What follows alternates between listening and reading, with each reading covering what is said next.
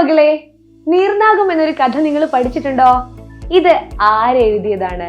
വൈക്കം മുഹമ്മദ് ബഷീർ ആണല്ലേ. ഇനി മറ്റൊരു ചോദ്യം ഞാൻ ചോദിച്ചോട്ടെ.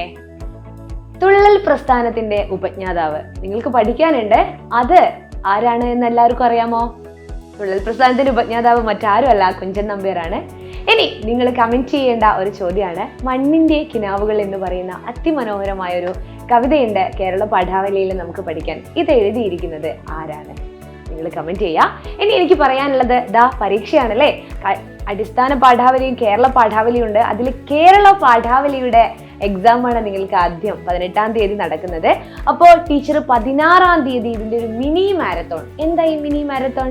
ഒന്നുമില്ല, നമ്മൾ മെഗാ മാരത്തോണിന് മുൻപ് ഒരു പാഠങ്ങളിലെ കൃത്യമായിട്ട് എന്തൊക്കെയാണ് ഉള്ളത് എന്നൊക്കെ ഒന്ന് അറിയണ്ടേ, അതിനു വേണ്ടി വരികയാണ്.